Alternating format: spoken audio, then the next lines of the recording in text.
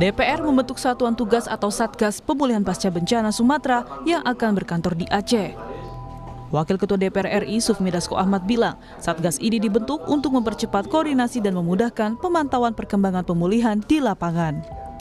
Pemerintah provinsi dan kabupaten kota terutama yang terdampak di Aceh, kita sepakat bahwa akan melakukan penanganan pemulihan pasca bencana ini dengan melakukan koordinasi yang intens dan terintegrasi, sehingga penanganan dengan skala nasional bisa membuat percepatan pemulihan bencana. Koordinasi akan terus berlanjut dengan pemerintah daerah dan pemerintah pusat karena DPR itu membuat posko di sini, Satgas Pemulihan Pasca Bencana, yang kemudian ada satgasnya dan bergantian pimpinan DPR akan ngantor di Aceh untuk melakukan koordinasi secara intens. Sementara Gubernur Aceh Muzakir Manaf meminta agar pemerintah dan juga DPR mempercepat baik hunian sementara bagi warga, pendangkalan kuala bagi nelayan di Aceh agar roda ekonomi kembali. Muzakir juga meminta kepada Mendagri Tito Karnavian dan Menkyu Purbaya agar pasukan pangan seperti daging jelang Ramadan bisa diberikan bagi warga terdampak. Kita menjelang Ramadan, Pak. Jadi Aceh kalau tidak megang, tidak makan daging, rasanya Ramadan nggak sah, Pak. Seperti itu. Jadi daging yang termahal di Aceh, di seluruh Indonesia di Aceh, Pak. Hari-hari biasa sampai 200.000 per kilo, Pak. Mungkin dengan keadaan ini sampai 300, Pak. Karena banyak ternak yang korban. Jadi kepada Pak Mendagri dan Pak Purbaya, mohon dagingnya, Pak, atau sapi utuh, Pak, untuk kita apakah jual atau apakah kita kasih kepada masyarakat yang dampak supaya dapat menikmati. Menteri PUPR, kalau boleh, Pak, jalan tol diakseskan 24 jam, Pak, yang ada sekarang di Aceh itu. Karena melintas setiap sembako dan sebagainya. Menteri Pekerjaan Umum Dodi Hanggodo menyebut perbaikan fasilitas di Aceh terus dikebut. Bahkan pengerjaan pun dilakukan selama 24 jam. Maupun pekerjaan pembersihan apapun, Ponpes, RSUD, jalan-jalan kota, jalan sekolah dan seterusnya. Karena itu karena kita butuh cepat, kita sekarang lakukan 24 jam, Pak. Malam pun kita kerja, dan untuk masyarakat dan teman-teman yang berkenan membantu lebih bersemangat, kita masukkan ke dalam padat karya, Pak, sehingga kita bayar, Pak, sekarang, Pak, mereka. Jadi harapan kami masyarakat yang terdampak dan teman-teman yang ikut membantu bukan sekedar proyek kemanusiaan dan terima kasih, tapi juga ada sedikit sumbangan dari negara, Pak. Kira-kira gitu, Pak. Diharapkan tak hanya sekedar pembentukan Satgas dan kantor pemulihan pasca bencana, melainkan tindak nyata percepatan agar Sumatera pulih. Tim Liputan Kompas TV.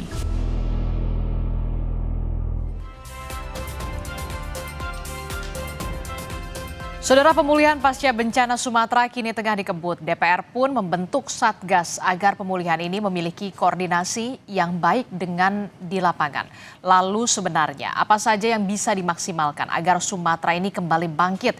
Dan bagaimana pula agar koordinasi ke depannya lebih baik? Kita akan tanyakan dan juga bahas bersama dengan anggota Komisi 5 DPR RI dari fraksi Partai Amanat Nasional, sudah bergabung bersama kami. Melalui sambungan daring ada Pak Bakri telah bergabung bersama kami. Selamat pagi, Assalamualaikum Pak Bakri.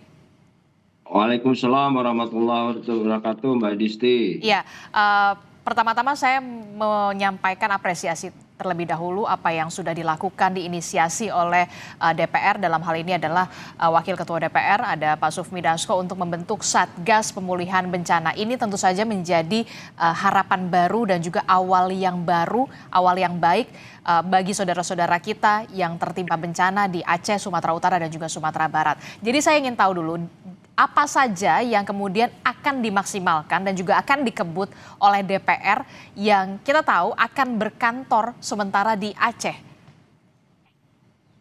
Iya Mbak, baik terima kasih tentunya pemirsa dan pendengar Kompas TV. Ya kemarin memang kami dari DPR, anggota DPR khususnya Kapoksi Komisi 5 bersama pimpinan DPR yang dikomandoi oleh Pak Prof. Dasko, kita terbang dari Halim menuju ke Aceh, langsung di sana rapat koordinasi terkait dengan Satuan Tugas Pemulihan Pasca Bencana di Aceh. Kita tahu memang sudah banyak yang dikerjakan oleh pemerintah, tapi tentu juga jangan sampai ada hal-hal yang tidak tertangani, ya. Tertangani. Oleh sebab itu DPR membentuk ada Satuan Tugas Pemulihan. Nah, di situ baru kelihatan kemarin itu ada memang beberapa hal yang belum maksimal yang dilakukan oleh pemerintah pusat maupun daerah. Tapi kami yakin yang dilakukan oleh pemerintah pusat itu sebagian besar sudah tertangani. Oleh sebab itu rapat tersebut dihadiri oleh banyak hal, tentu dari kementerian ya, terutama Menteri PU, Menteri Sosial, Menteri Perhubungan dan Menteri Keuangan ini. Nah, karena memang untuk meyakinkan orang-orang yang bekerja di sana, termasuk juga para pihak ketiga ataupun segalanya, perlu dihadirkan Menteri Keuangan. Nah, kita juga terima kasih Menteri Keuangan langsung eksekusi, meyakinkan kepada pemerintah daerah dan tentu Kementerian PUPR termasuk Angkatan Darat yang bekerja maksimal mungkin bahwa apa yang mereka lakukan insya Allah tidak akan meninggalkan masalah. Nah, oleh sebab itu diundang juga para bupati ya, terutama bupati, ada 6 bupati ya, yaitu Aceh Timur, Aceh Tengah, Aceh Utara, Giles, dan Tamiang. Nah, kami lihat dari beberapa bupati ini memang mereka memaklumi bahwa Aceh Tamiang ini menjadi daerah yang sangat parah, yang memang perlu penanganan khusus. Oleh sebab itu, tim yang dibentuk ini akan berkantor di sana. Kami sudah diinstruksikan oleh Pak Prof. Dasko bahwa kita akan berkantor di sana bergiliran, akan membantu pemerintah daerah maupun pemerintah pusat untuk mengevaluasi. Karena bagaimanapun juga kerjanya kerja besar ya, dan bencana ini juga bencana besar, tidak bisa dianggap enteng karena menyangkut nyawa manusia. Nah itu mungkin Mbak Aditya, terima kasih sementara. Oke, jadi DPR akan bergantian untuk berkantor di Aceh untuk bisa mempercepat dan juga memaksimalkan terkait dengan koordinasi antara pemerintah pusat dan juga pemerintah daerah. Apakah ini nanti mekanismenya, sistem kerjanya akan seperti apa? Ataukah nanti akan seperti BRR pada di tsunami Aceh kala itu 2005 hingga 2009 yang punya blueprintnya selama 4-5 tahun? Kita juga ingin tahu untuk Satgas Pemulihan Bencana ini untuk Aceh, Sumatera Utara dan juga Sumatera Barat ini blueprintnya targetnya sampai berapa tahun untuk bisa menyelesaikan benar-benar kehidupan di Aceh, Sumatera Utara dan juga Sumatera Barat ini bisa benar-benar hidup dan juga penghidupannya. Ya, kami berpikir bagaimana secepat mungkin ya perekonomian di 6 kabupaten ini di Aceh ini bisa cepat berjalan ya. Dari sekian kabupaten itu memang sudah mulai ya. Terutama seperti jalan dari kabupaten menuju provinsi, dari provinsi Aceh ke Sumatera Utara itu udah bagus. Nah ini perlu percepatan. Nah dari pertemuan kita itu memang ada 3 hal ya kesimpulan yang dibacakan oleh Pak Prof. Dasko, yaitu pertama adalah percepatan ya. Kita jangan sampai melakukan perbaikan tapi selesai tapi lama. Nah ini perlu percepatan. Oleh sebab itu tugas daripada kami nanti akan memantau melihat. Yang kedua adalah dari pihak kementerian seperti PU, Perhubungan, ya, Keuangan ataupun Basarnas, BNPB itu nanti akan menempatkan PIC-nya di sana. Karena kami memang lihat masih ada, tidak menutup kemungkinan ya. Kita berharap apa yang menjadi keluhan daripada pemerintah daerah, bukan hanya pemerintah daerah, camat, kepala desa pun kalau perlu masyarakat tahu ke siapa, kemana saya mengadu. Oleh sebab itu kami bentuk PIC di sana. Ya, PIC yang memudahkan koordinasi pemerintah pusat, daerah, dan masyarakat. Terus yang kedua adalah kita perlu penanganan khusus, ya, Tapi seperti kemarin kita lihat itu yang menjadi keluhan juga adalah pengungsi ya. Pengungsi masih ada di beberapa daerah. Tapi walaupun demikian sudah ada penanganan. Nah, perlu penempatan khusus, penyiapan rumah yang permanen untuk mereka. Nah, di situ pemerintah ataupun daerah itu ada kendala. Masalah tanahnya bagaimana, apakah bisa dibangun apa tidak. Yang kedua, kayu yang berlimpah ruah di sana yang mengganggu, yang sudah dibersihkan itu gimana statusnya, apakah boleh dikelola atau dibuang atau bagaimana, ini kan perlu semuanya. Nah, oleh sebab itu perlu penanganan khusus.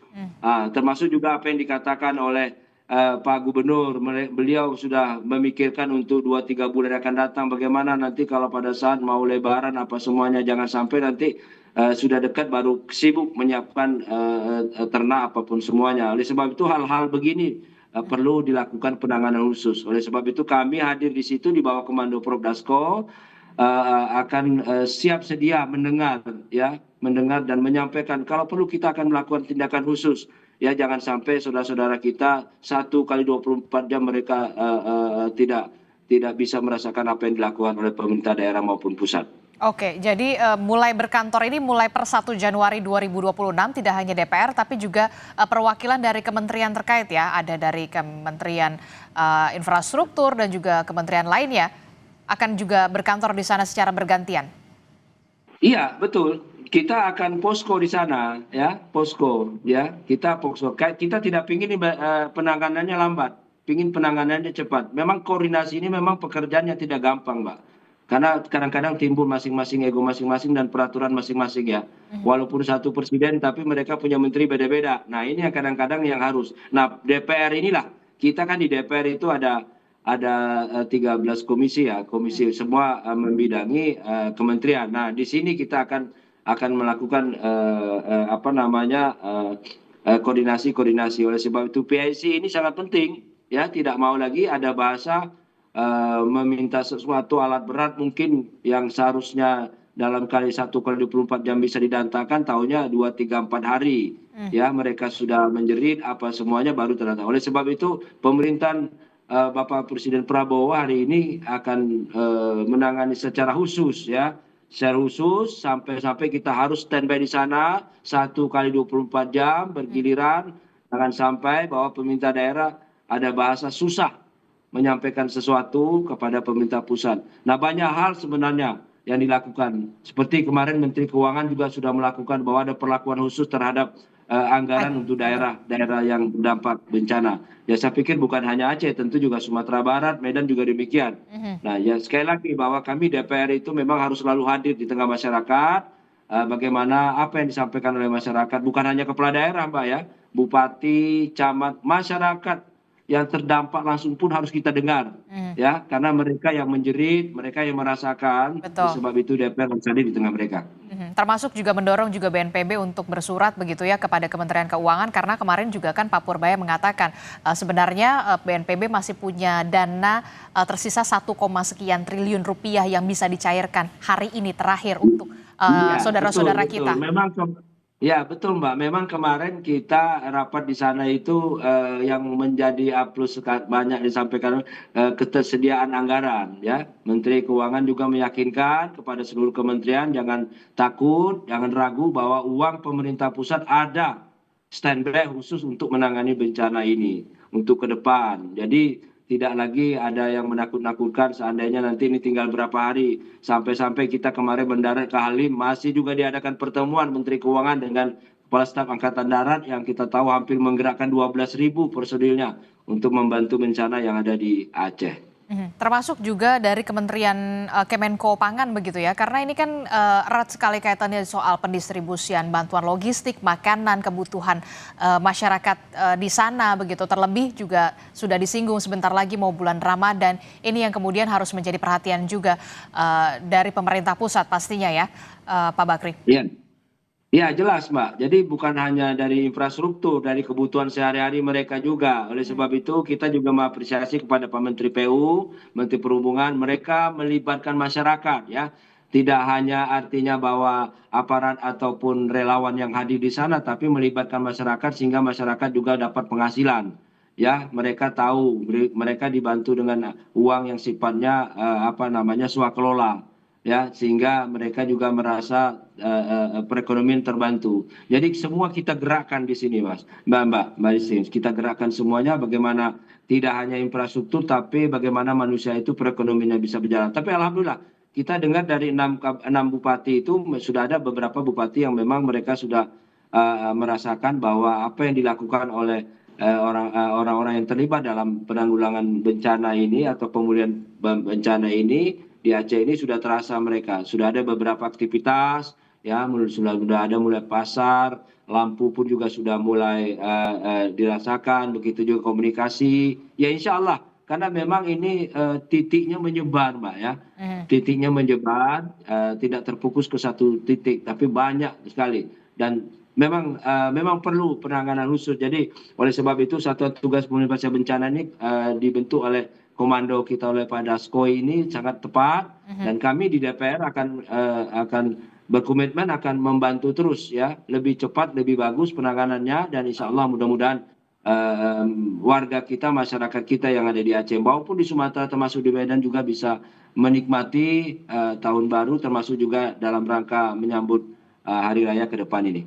Oke, kita harapkan tidak ada lagi report ada desa yang kemudian belum teraliri listrik, belum kemudian ada desa yang masih terisolasi karena tidak ada jaringan komunikasi. Tentu saja kita harapkan di 2026 ini tidak ada report-report semacam itu lagi ya Pak ya, karena memang sudah ada Satgas Pemulihan Bencana. Betul, ya betul, memang kita harapkan, memang kemarin sedikit saya pada saat bicara kemarin sempat interupsi. Ya, interupsi, jangan lagi ada kementerian-kementerian yang minta bantu kementerian ini. Kalau toh memang menteri itu bisa menangani hal tersebut dilaksanakan, termasuk juga seperti kemarin itu PLN perlu orang untuk ini. Saya pikir ya dilakukan aja, PLN sendiri yang ngerjakan, ya, tinggal lapor bagaimana sehingga tidak lagi menunggu waktu. Karena kalau minta waktu dari kementerian ini, minta waktu koordinasi ke sini, butuh waktu. Dan mereka masing-masing punya kesibukan. Saya pikir apa yang bisa dilakukan oleh kementerian tersebut lakukanlah, ya, karena ini bencana, ya, bencana itu perlu penanganan cepat, ya, bukan harus saya bisa bekerja kalau sudah ada jalan, saya sudah bisa melakukan angkutan sembako kalau sudah ada ini, ada itu. Tidak, pokoknya apa yang mereka bisa lakukan. Jangan sampai masyarakat kita menderita di sana. Oke, Pak, informasinya Presiden Prabowo Subianto juga akan melakukan kunjungan lagi, begitu ya, kepada saudara-saudara kita. Informasinya, apakah kemudian Satgas Pemulihan Bencana juga akan mendampingi Pak Presiden, termasuk juga wilayah-wilayah mana, titik-titik mana yang nantinya akan dikunjungi oleh Pak Presiden? Itu kita sudah berbagi tugas, ya, supaya semuanya juga terlibat, ya. Karena ini antusias daripada anggota dewan, ya, yang ada di DPR ini memang antusias sekali, mereka terpanggil, Mbak, ya. Seperti saya, daerah pemilihan saya Jambi, walaupun bukan daerah saya Aceh, Sumatera Barat dan Medan, tapi merasa terpanggil untuk membantu keluarga-keluarga itu. Karena ada orang Aceh, orang Medan, Sumbar juga ada di Jambi, Mbak. Orang Jambi pun ada juga di sana. Jadi tidak lagi kita melihat daerah ini, yaitu adalah Negara Kesatuan Republik Indonesia yang harus kita bantu. Mereka saudara kita semua. Oke, Pak, terkait dengan Satgas Pemulihan Bencana ini kan tentu saja menjadi harapan baik supaya kemudian ada percepatan di sana, koordinasinya satu pintu begitu ya. Nah, untuk report progresnya, apakah nanti akan seluruh kementerian ini akan report ke Pak Dasko yang menginisiasi Satgas tersebut, Pak Dasko kemudian mereport ke Presiden, atau seperti apa nanti mekanismenya? Termasuk juga report progresnya ini akan berlangsung 1 bulan kah, atau per 3 bulan, atau seperti apa? Supaya juga kita bisa transparan di sini mengetahui masyarakat. Ya, Mbak, tentu juga reportnya itu saya pikir akan terbuka nanti, ya, akan terbuka. Sebab tidak ada lagi hal-hal yang ditutupi, ya. Kita tahu bahwa ada 3 hal kemarin itu. Pertama adalah percepatan, ya, karena sekarang ini memang sudah berjalan, perlu percepatan lagi gitu. Yang kedua ada penempatan PSI. Jadi tidak ada lagi orang daerah, masyarakat, camat, kepala daerah yang bingung. Saya menghubungi siapa, ya, menghubungi siapa, perlu alat, perlu bantuan ini, perlu sembako, apa semua, tidak lagi. Yang kedua adalah penanganan khusus. Nah, jadi tidak lagi bahwa ini saya bisa menyalurkan ini kalau ada ini. Saya tidak ada lagi apa yang bisa kamu lakukan. Yang penting intinya sampai. Dan kita juga terima kasih kepada Menko Pangan bahwa alhamdulillah beberapa daerah-daerah itu sudah tidak kesulitan terhadap pangannya. Memang perlu dimaksimalkan terhadap transportasi jalan yang yang memang masih ada. Tapi kita akui hari ini bupati-bupati itu mengakui bahwa banyak kemajuan-kemajuan yang sudah dilakukan oleh pemerintah pusat dan daerah, kita akui. Dan Pak Gubernur juga mengakui bahwa Pak Gubernur minta tolong bahwa ini perlu percepatan. Ya istilahnya percepatan, jangan sampai mereka menunggu lama. Kalau perlu hari ini mereka teriak, hari ini juga kita siapkan. Oke. Termasuk juga soal anggaran ya, yang kemudian ada perlu penyesuaian juga untuk bisa diprioritaskan ke Aceh, Sumatera Utara dan juga Sumatera Barat ya. Ya, Mbak, ada yang istimewa Mbak, perlu juga saya sampaikan dan merasa terharu juga beberapa bupati bahwa kita tahu efisiensi terhadap anggaran daerah pusat ini DAK itu memang kita tahu ada perlakuan khusus ya oleh pemerintah pusat. Nah khusus untuk Aceh, daerah yang berdampak termasuk mungkin daerah-daerah yang lain itu akan dilakukan perlakuan khusus. Saya dengar Pak Menteri Keuangan akan melaporkan ke Presiden, minta persetujuan DPR bagaimana anggaran mereka itu kembali normal. Nah ini menjadi sesuatu yang angin segar bagi kepala daerah untuk melakukan tindakan-tindakan karena mungkin ya dengan adanya efisiensi ini mereka keterbatasan. Dengan dibukanya DAK untuk daerah-daerah yang berdampak bencana itu artinya bupati bisa leluasa untuk menggunakan anggaran itu yang seperti biasanya kepada masyarakat. Karena memang kita tahu DAK selama ini banyak aturan yang memang harus dipenuhi oleh pemerintah daerah. Nah hari ini kemarin kita dengar langsung dari Menteri Keuangan bahwa Menteri Keuangan akan menyampaikan kepada Presiden permintaan daerah itu, permintaan para bupati kepala daerah itu yang terdampak bencana DAK-nya harus diperlakukan seperti biasa. Nah ini merupakan yang segar, jadi bukan hanya pemerintah pusat, ya pemerintah daerah, kabupaten, provinsi pun bisa langsung action. Oke, ini menjadi awal yang baik tentu saja kita harapkan. Termasuk juga pengawasan juga yang dilakukan oleh DPR, wakil rakyat untuk melakukan pengawasan anggaran di sana ya Pak, supaya kemudian ini bisa tepat sasaran dan juga tepat guna. Ya betul Mbak, jadi memang anggaran juga harus kehati-hatian ya.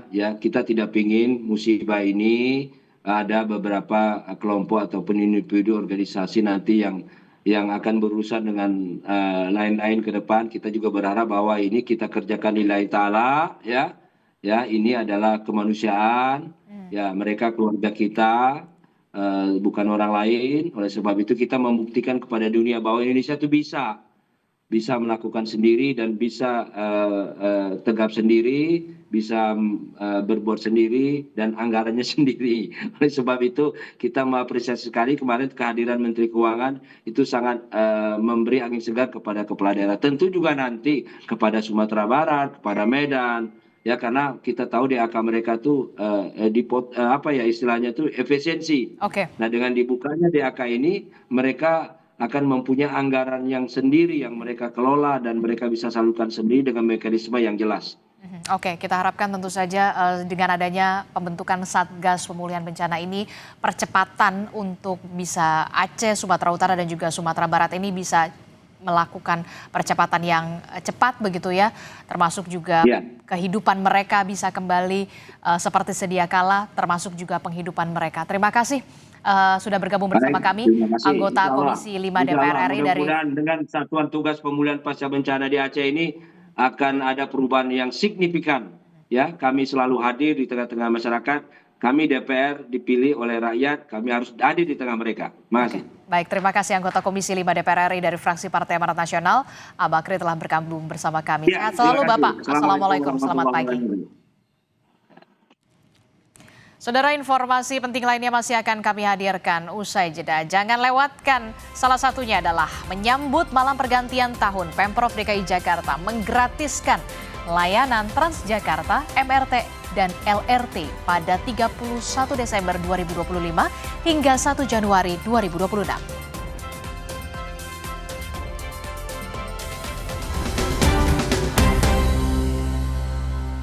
Viva melewati 7 tahap nano purifikasi, menjaga dan memastikan setiap tetesnya mengandung mineral baik yang diperlukan tubuh, sehingga begitu sejuk di tiap teguk. Aku Viva, murni pasti sejuknya dari Wingswood.